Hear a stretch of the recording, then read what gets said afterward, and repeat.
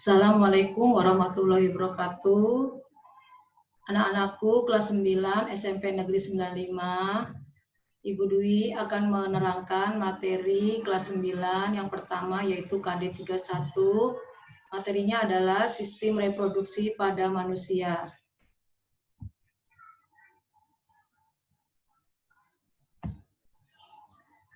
Kalian perhatikan.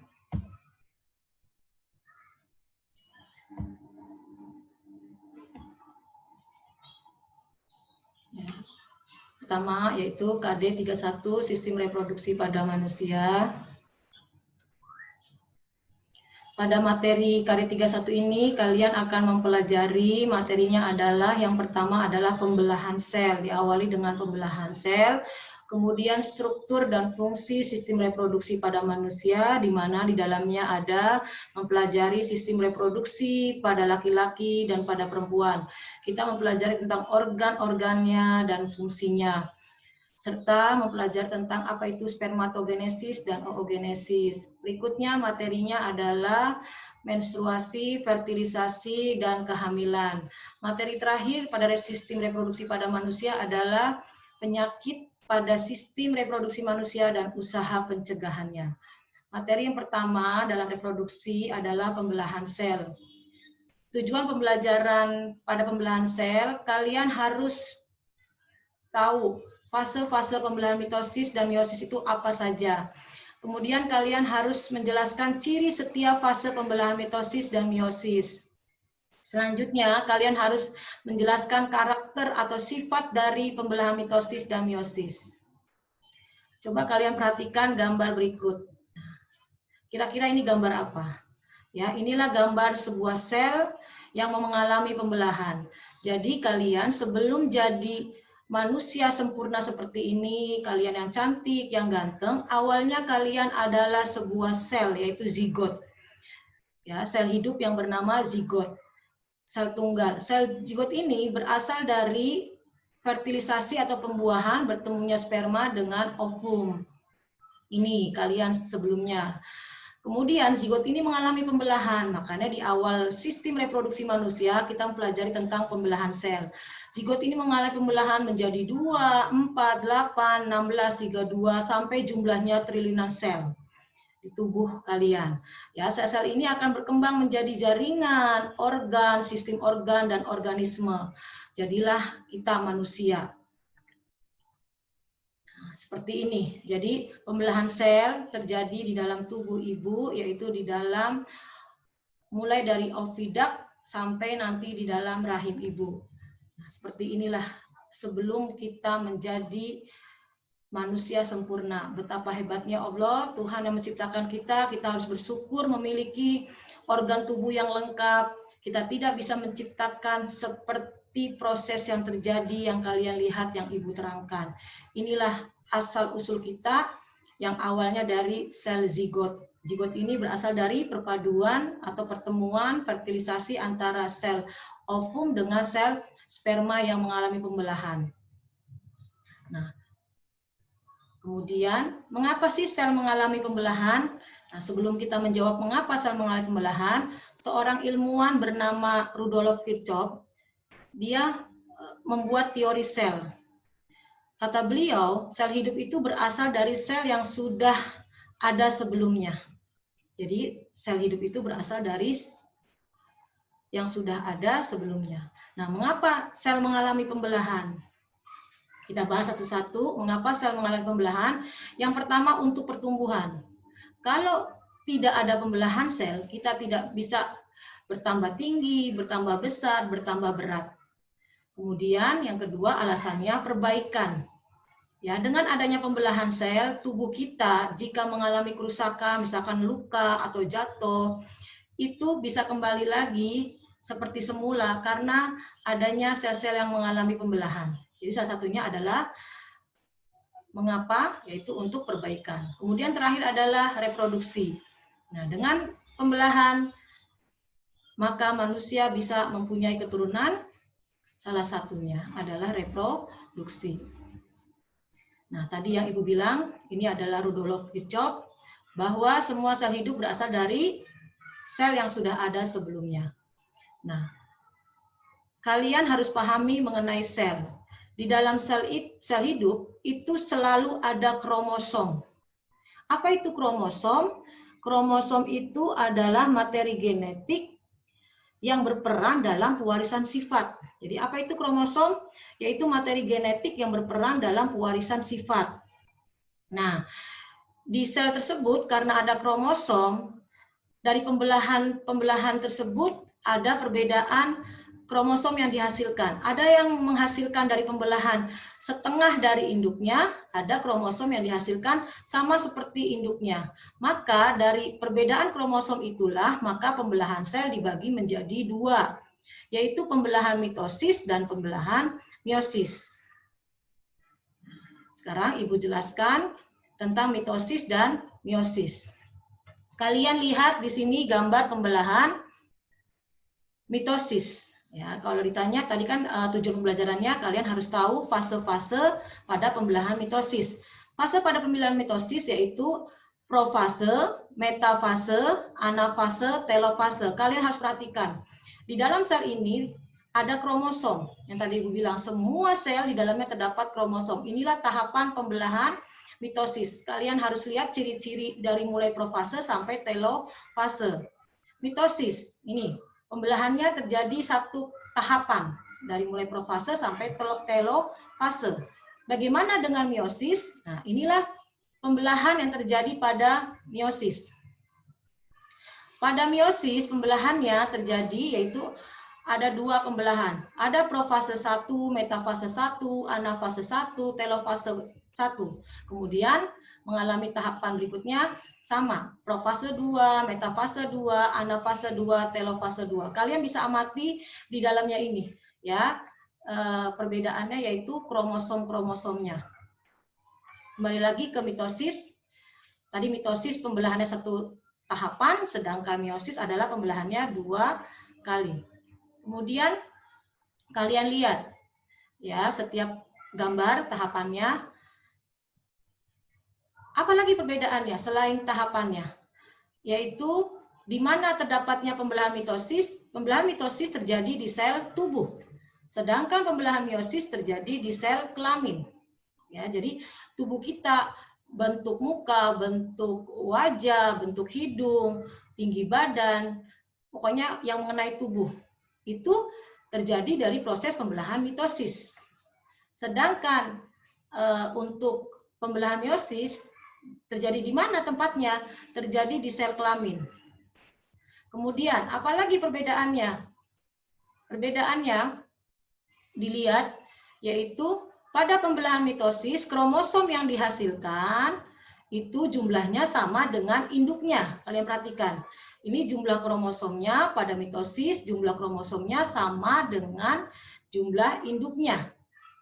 Ya, menghasilkan jumlah kromosomnya 2N. Jumlah kromosomnya berpasangan, lihat berpasangan. Nah, karena jumlah kromosom berpasangan ini disebut dengan diploid atau 2N. Sedangkan pada proses meiosis, jumlah kromosomnya yang dihasilkan ke anaknya atau pembelahannya yaitu setengah dari induknya. Karena jumlahnya setengah dari induknya, maka disebutnya haploid atau N.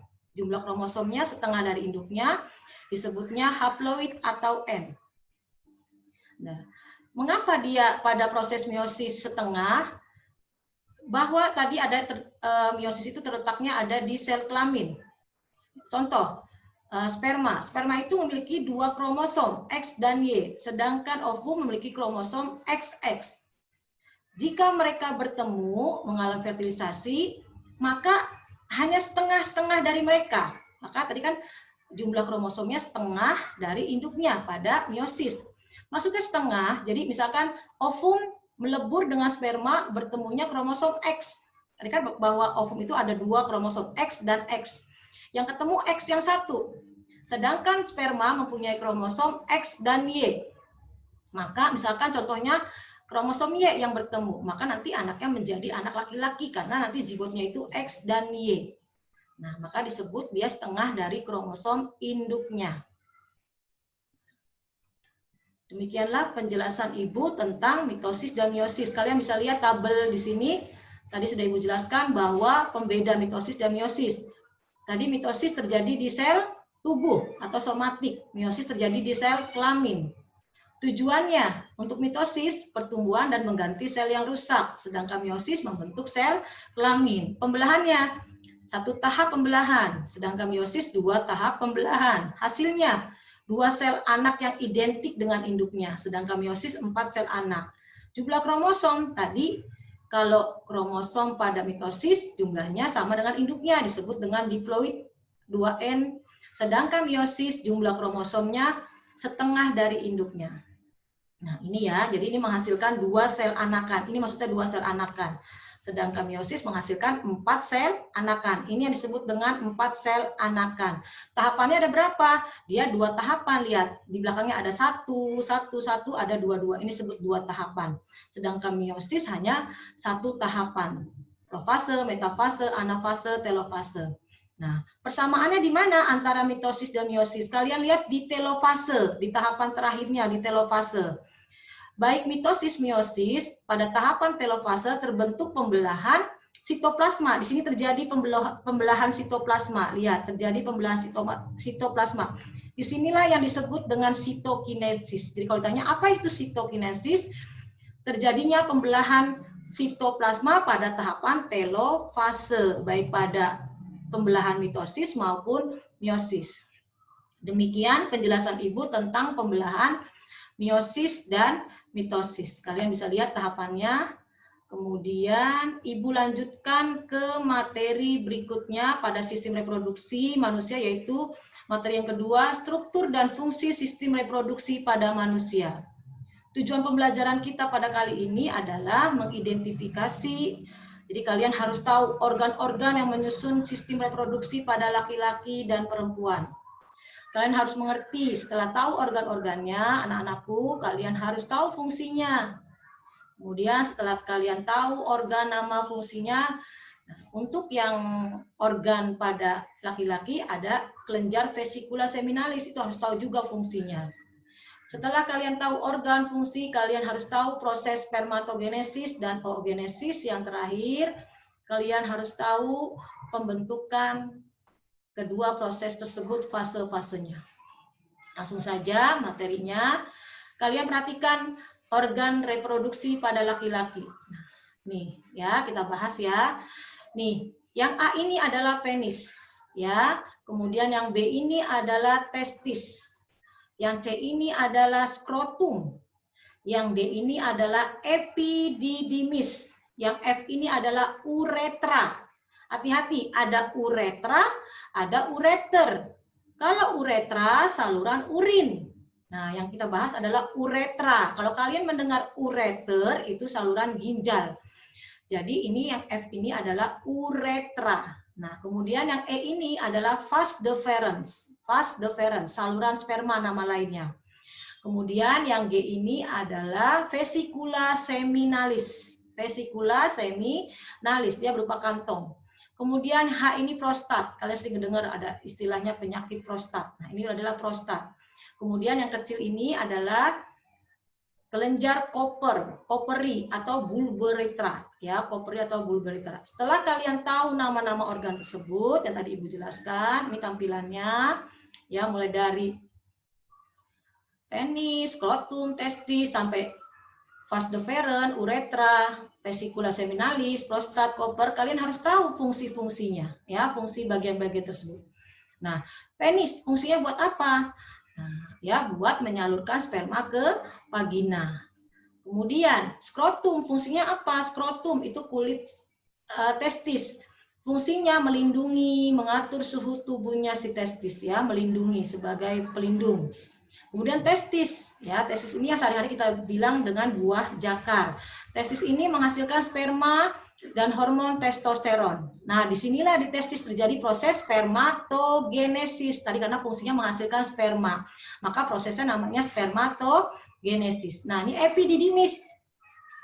Apa fungsi epididymis? Ya, menyimpan sementara dan mematangkan sperma. Nah, kemudian uretra. Apa itu uretra? Uretra ini menyalurkan sperma, ya, menyalurkan sperma dan urin. Jadi uretra ini 2 muara. ya untuk menyalurkan atau mengeluarkan urin dan sperma. Apa itu vas deferens? Vas deferens itu saluran yang menghubungkan, ya. Jadi menghubungkan antara epididymis dan uretra. Jadi nanti epididymis setelah dikeluarkan dari testis, kemudian disimpan sementara, dimatangkan, kemudian disalurkan oleh vas deferens untuk menuju ke uretra. Nah, perjalanan dari vas deferens ini sperma, nah, akan melewati vesikula seminalis, ya. Maksudnya vesikula seminalis ini menghasilkan zat-zat, ya, berupa fruktosa, glukosa. Inilah yang memberi makan kehidupan atau perkembangan pada sperma. Kemudian ada kelenjar prostat. Fungsinya apa? Fungsinya dia menghasilkan cairan bersifat asam. Ada lagi kelenjar Koper atau bulboretra. Dia menghasilkan cairan bersifat basah. Nah, jadi sperma ini bisa bertahan hidup karena ada cairan dan makanan dari vesikula seminalis, kemudian cairan bersifat asam dari prostat, dan koper bersifat basah. Karena tubuh wanita itu bersifat asam, maka si sperma ini harus mengandung cairan asam dan basah supaya dia dapat hidup. Ya, itulah fungsi dari organ reproduksi pada laki-laki. Nah, ini ya tadi yang Ibu terangkan. Kemudian pada laki-laki, tadi gambar tadi, mana yang disebut alat kelamin luar? Yaitu penis dan skrotum. Mana yang disebut alat kelamin dalam? Yaitu testis, epididymis, vas deferens, uretra, vesikula seminalis, kelenjar prostat, kelenjar Koper atau bulboretra. Selanjutnya tadi ya, kalian tadi di gambar alat kelamin laki-laki ada yang namanya vesikula seminalis. Dialah yang memberi makan dan perkembangan pada sperma. Lihat apa saja kandungannya, cairan yang ada di dalamnya. Nah, selain dia ada fruktosa, ya ada protein, ada prostaglandin. Inilah sumber untuk sperma berkembang.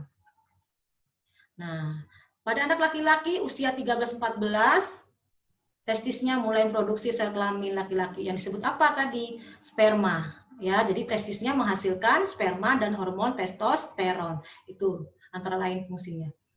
Apa fungsi hormon testosteron? Ya, salah satunya adalah mengatur perkembangan dan fungsi alat kelamin laki-laki. Yang kedua, mengatur perkembangan ciri-ciri kelamin sekunder laki-laki. Apa saja ciri-ciri kelamin sekunder pada laki-laki? Kalau kalian sudah ada tumbuh rambut di bagian atas bibir, di ketiak, di kemaluan, ada jakun, terus suaranya besar, bahunya besar atau bidang, itulah tanda-tanda ciri kelamin sekunder pada laki-laki. Ya, kemudian kalian lihat hormon testosteron ini mulai aktif saat anak laki-laki memasuki masa pubertas. Ya. Proses pembentukan sperma disebut apa? Terjadi di mana dia tadi? Proses pembentukan sperma terjadi di testis, ya. Namanya apa? Spermatogenesis. Jadi proses pembentukan sperma disebut spermatogenesis terjadi di mana? Terjadinya di testis, ya. Selanjutnya, nah perhatikan proses spermatogenesis tadi Ibu sudah jelaskan bahwa terjadinya di mana? Terjadinya di testis. Nah, di awal kalian sudah mempelajari pembelahan mitosis dan meiosis. Di sini terjadi pembelahan apa? Tadi terjadi di mana?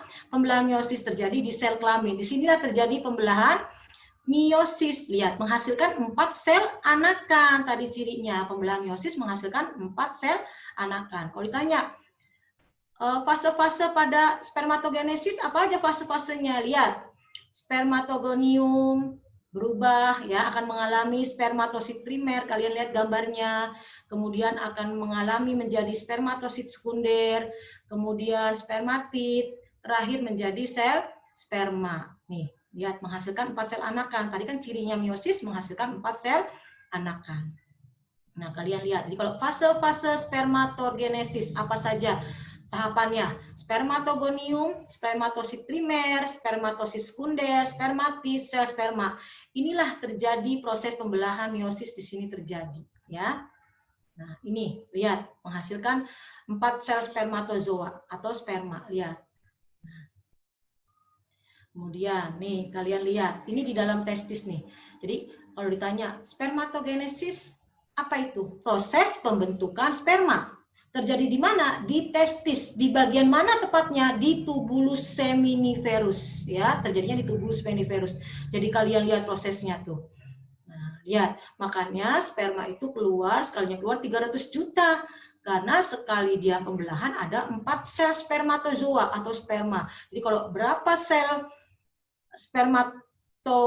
apa tadi namanya? Spermatogonium. Nah, di dalam tubulus seminiferus berapa spermatogonium yang membelah? Satu aja akan menghasilkan 4. Nah, makanya pada laki-laki sperma yang dihasilkan itu 200 sampai 300 ya, sel yang dihasilkan, sel spermanya.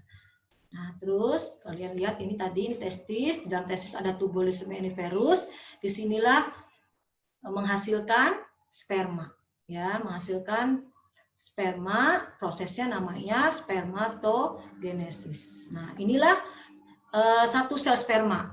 Ya, bagian-bagian sperma ada apa? Ada kepala, ada leher, ada ekor. Jadi sperma ini bergerak di dalam tubuh seorang wanita sampai dia bertemu dengan ovum di oviduct. Karena ada ekor, ekor inilah yang berfungsi bergerak ke sperma. Siapa yang mengendalikan? Ini mitokondrion, lehernya. Inilah sebagai motor penggeraknya. Nah, nanti kalau sudah ketemu ovum, ini lepas nih di bagian leher ini lepas. Jadi yang ketemu ke ovum itu hanya bagian kepala. Di bagian ujung kepala ada yang namanya akrosom. Akrosom ini mengeluarkan enzim hyaluronidase. Hyaluronidase. Enzim yang dari akrosom tadi ini yang namanya hyaluronidase itu akan menembus dinding ovum. Sehingga kepala sperma ini akan masuk ke ovum. Mungkin kemudian dia akan melebur menjadi yang zigot tadi. Ya, jadi peleburan antara sperma dengan ovum disebut zigot. Jadi nggak semuanya ini masuk ke dalam ovum. Jadi yang masuk hanya kepala, leher ini hanya penggerak sebagai motor, ekor ini yang menggerakkan si sperma ini berenang atau bergerak menuju ke ovum. Di mana? Di oviduct ketemunya. Ya, berikutnya setelah kalian mempelajari alat organ reproduksi pada laki-laki dan proses sperma, sekarang kita ke organ penyusun reproduksi pada wanita. Kalian lihat ya. Ada apa saja bagian-bagiannya? Yaitu kalian lihat ini infundibulum nih yang C. Yang D ini uterus. Apa itu uterus? Itu rahim. Yang E ini adalah endometrium, lapisan dinding rahim. Ya, di sini banyak pembuluh-pembuluh darah. Nah, kalau tidak dibuahi untuk wanita, ovumnya tidak bertemu sperma, endometrium inilah yang banyak pembuluh darah tadi akan luruh, pecah. Itulah disebut dengan menstruasi. Kemudian yang F ini adalah vagina, kemudian G ini adalah cervix, kemudian yang A ini adalah ovarium. Apa itu ovarium? Indung telur. Nah, yang B ini punya dua nama bahasa Latinnya yaitu oviduct dan tuba falopii. Apa sih oviduct, tuba falopii? Ini adalah saluran telur, ya. Sekarang setelah kalian tahu bagian-bagiannya, kalian juga harus tahu fungsinya. Apa sih fungsi infundibulum? Ini untuk menangkap ovum. Apa itu ovum? Sel telur. Menangkap ovum yang nantinya akan dibawa ke tuba falopii atau oviduct atau saluran telur. Ini ovarium. Ovarium ini fungsinya apa? Menghasilkan ovum dan hormon estrogen dan progesteron. Ovarium ya, menghasilkan ovum. Kalau tanya, di mana ovum? Dihasilkan di ovarium. Nah, apa nama prosesnya? Namanya oogenesis. Tadi kalau laki-laki proses pembentukan sperma namanya spermatogenesis. Kalau pada ovum pembentukannya disebut oogenesis. Kalian lihat depan hurufnya O, oogenesis. Ovum berarti proses pembentukannya oogenesis. Terjadi di mana? Di ovarium, ya. Nah, tadi fungsinya. Kemudian tuba falopii, oviduct atau saluran telur. Fungsinya apa? Fertilisasi pembuahan. Apa sih fertilisasi pembuahan? Bertemunya ovum dengan sperma. Jadi kalau tanya, di mana sperma dan ovum bertemu? Di tuba falopii atau oviduct, ya. Kemudian uterus atau rahim, berkembangnya embrio sampai nanti anak, ya. Disinilah menempel embrio sampai menjadi janin atau bayi, ya, anak, ya. Kemudian serviks. Serviks ini leher rahim. Di sini menghasilkan cairan, ya. Cairan ini bersifat ya untuk menghalangi bakteri yang masuk, ya, mengusir Vagina ini keluarnya darah menstruasi, tempat masuknya sperma, dan tempat jalan keluarnya bayi yang dilahirkan. Ya, jadi ovarium keluar dari, maksud ibu, ovum keluar dari ovarium, ditangkap oleh individuum, kemudian di tuba falopii ini kalau ada sperma dia mengalami fertilisasi pembuahan, fungsinya di tuba falopii itu adalah bertemunya ovum dengan sperma, kemudian dia terjadilah ya pembuahan zigot, kemudian bergerak menjadi embrio, embrio akan tertanam di rahim ya, di rahim berkembang. Nah, di rahim ini ada endometrium. Endometrium ini menebal, banyak pembuluh darah. Jika terjadi pembuahan, maka endometrium inilah nanti menjadi plasenta di sini. Jika tidak terjadi pembuahan, maka dia luruh, ya, luruh. Nah, luruhnya ini kan keluar cairan darah. Nah, itulah disebut dengan menstruasi. Nah, di sini serviks ya, ada cairan-cairan yang menghalangi bakteri atau mikroorganisme yang masuk ya. Nah, kemudian keluarlah menstruasi tadi lewat vagina. Kemudian kalau terjadi pembuahan, kehamilan, maka bayi yang dilahirkan lewat vagina. Itulah fungsi dari alat reproduksi pada wanita. Nah, inilah bagian-bagiannya kalau kita lihat tampaknya ya. Kalau tadi kan di dalamnya tuh, ini bagian-bagiannya. Nah, seperti laki-laki, perempuan juga ada alat kelamin luar dan alat kelamin dalam. Siapa aja yang disebut alat kelamin luar? Yaitu ada labium mayora, labium minora, dan klitoris. Ibu ulang kembali, masih labium mayora ini bibirnya. Ya, ini bibir ini namanya labium mayora, bibir bagian yang luar. Nah, ini bagian dalamnya labium minora, ini klitoris. Ya, klitoris ini, nah ini urin keluar, ya, urinnya keluar pada wanita. Kalau laki-laki tadi namanya si penis, di dalamnya ada uretra. Nah, uretra pada perempuan nanti disalurkan ke klitoris. Nah, ini. Ya, tadi ada labium mayora, labium minora, klitoris, dan mons pubis. Mons pubis itu di mana letaknya? Nah, ini mons pubis kalian bisa lihat. Yang ini nih ya, ini mons pubis, bukan monster. Mons pubis itu yang kalau kalian sudah pubertas, yang ditumbuh-tumbuhi rambut, itulah mons pubis namanya. Kemudian siapa aja yang disebut alat kelamin dalam? Itu ada ovarium, ya, yang terdiri dari ada tuba falopii, rahim, dan vagina. Sel kelamin perempuan disebut apa? Ovum atau sel telur. Ya, selanjutnya, nah kalau di laki-laki ada peristiwa namanya spermatogenesis, kalau perempuan adanya oogenesis. Apa itu oogenesis? Nah, proses pembentukan ovum terjadi di mana? Di ovarium. Ya, nah oogenesis mulai pada saat seorang perempuan berada di dalam kandungan terjadi. Ya. Kemudian setiap bulan ovum yang matang akan dilepaskan. Proses pelepasan sel telur dari indung telur ovarium disebut ovulasi. Jadi hati-hati, ada namanya ovum, ovulasi, ovarium, oogenesis. Apa ovum? Sel telur. Apa ovarium? Indung telur, tempatnya telur. Apa oogenesis? Proses pembentukan ovum. Apa ovulasi? Lepasnya sel telur dari ovum. Salah Ibu. Lepasnya sel telur dari ovarium. Ya, nih. Oogenesis. Nah, ini proses oogenesis. Kalau ditanya fase-fase atau tahapan oogenesis, lihat. Oogonium, kemudian oosit primer, kemudian dilanjutkan oleh oosit sekunder, kemudian ootit jadilah ovum. Nah, kalau ovum ini hanya satu. Tadi kalau spermatid menghasilkan 4 sel sperma. Nah, kalian bisa lihat ini. Ya, tadi kalau pada spermatogenesis, spermatogonium, spermatid primer, spermatosit sekunder, spermatid menjadi sperma atau spermatozoa. Tadi di spermatogenesis menghasilkan 4 sel sperma. Tapi kalau di proses oogenesis 4 yang dihasilkan, tapi 1 yang jadi ovum, yang 4 jadi polasit atau badan polar. Ya. Lihat nih, terjadinya di ovarium. Nah, dia membentuknya seperti ini dalam ovarium seorang wanita, ya. Terbentuk folikel tumbuh, lihat dia kemudian matang. kemudian dia keluar. Nah, inilah gambarnya. Ya, ini dalam ovarium. Kalian bisa lihat folikel tahap-tahapan tadi. Ya, lihat nih. 3 ini badan polar. Nah, ini ovum. Nanti angka-angka ini dari mana? Nanti dijelaskan kalian pada saat di SMA ya. Nah, lihat. 1 jadi ovum fungsional, tapi yang 3 jadi badan kutub polar. Dia tidak ada. Jadi 1 ovum ini. Jadi tiap bulan seorang wanita bisa bergantian ya. Di ovarium kan ada 2 kanan kiri. Nah, itu bergantian. Nah, ovarium menghasilkan hormon apa? Yaitu estrogen dan progesteron. Kalau pada laki-laki tadi testosteron ya. Hormon ini mengatur siklus menstruasi juga dan mengatur perkembangan ciri-ciri kelamin sekunder pada perempuan. Apa aja sih ciri-ciri kelamin sekunder pada perempuan?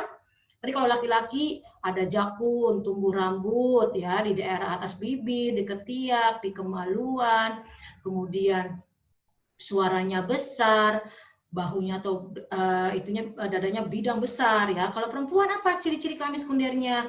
Suaranya cempreng ya, sama ada tumbuh rambut tapi nggak di atas bibir tapi di ketiak, mungkin di kemaluan, terus tumbuh payudara, kemudian panggulnya besar. Ya, itu ciri-ciri